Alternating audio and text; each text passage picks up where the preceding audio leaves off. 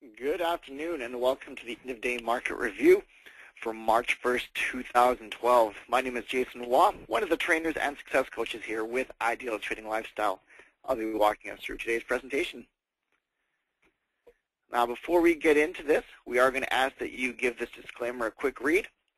It just goes over a little bit of our formalities. Once we've done this, we're going to go ahead and get into the agenda.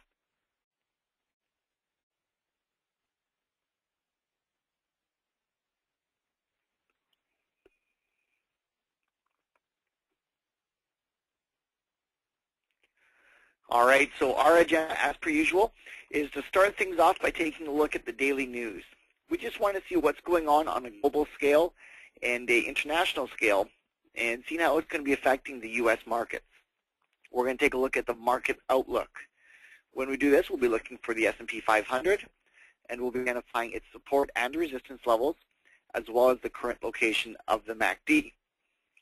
We're then going to move over to our volatility indicator, where we'll be able to identify just how much fear and volatility is in the marketplace.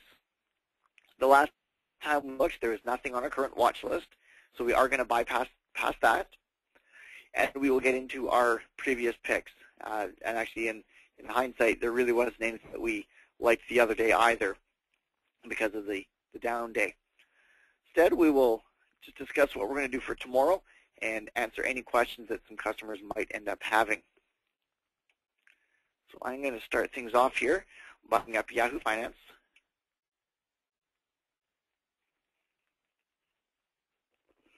All right, so as we can see, we pretty much had ourselves a good day.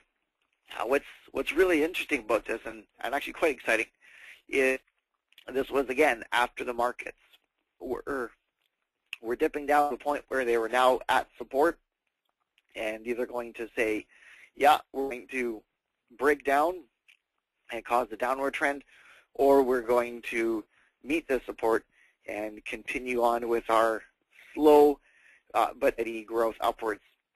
And it looks like the markets chose to go with the second option and work their way up. We actually now see the S&P 500 has broken its significant 1360. The Dow Jones has broken its 13,000, and we've got the NASDAQ, which has now broken the 3,000 mark. So all in all, we've got ourselves a pretty good track record going on with these markets.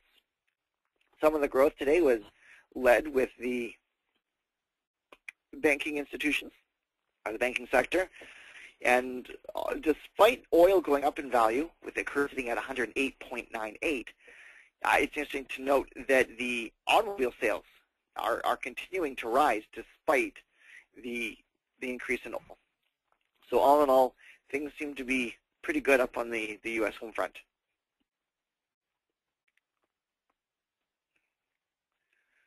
All right, so here we are. We're looking at the S&P 500, and we're looking at that same chart that we've drawn consistently throughout the entire 2 months and a couple of days. What we see here is the significant level of support that's been put in place there since the latter portion of December. We've refined the resistance level a little bit here, but we can see that even with this second line, we're slowly inching up and slowly enjoying our markets continuing upward. The MACD, though, has been having a tough time breaking up above its blue line. It's ranged from rising to flat to falling bullish in a matter of days. It fluctuates between them, and it's really been quite slow and uneventful. And one of the concerns that we had actually amongst our analysts is that the MACD is going through a divergence. Now what this means is that it's completely the opposite of what the markets are doing. So if we look over here, we look at a previous cycle. Now let's go back to the 5th here of January. We can see the MACD's location upwards around 18. As it crossed and actually went beyond that point in the middle of February, it didn't go as high. And really, the MACD should have gone higher as a result. So it is showing that this divergence is in place, And divergence could be an early sign that the markets are going to be pulling back and regaining their ground. But nonetheless, right now, we've got a rising MACD. If we have another good day, we just might see a crossover, but we definitely have seen support yet again. So let's go ahead and take a look at our volatility indicator, though we know that this is probably good. Yeah, it's at 17.26. We really don't have anything to be concerned about with this until it starts to cross up above 25, where we'll start to go, hey, what's going on? Start to pull back, and then crossing 30, where we'll say, yeah, we need to start really being cautious right now. Figure out what's going on in the marketplace. Whatever causes the indicator to work itself up that high will be explained throughout the daily news. So it's not going to come as a surprise. All right. Let's see here. Just double check the watch list.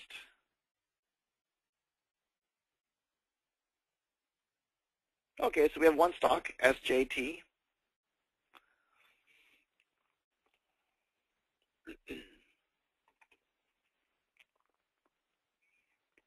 All right.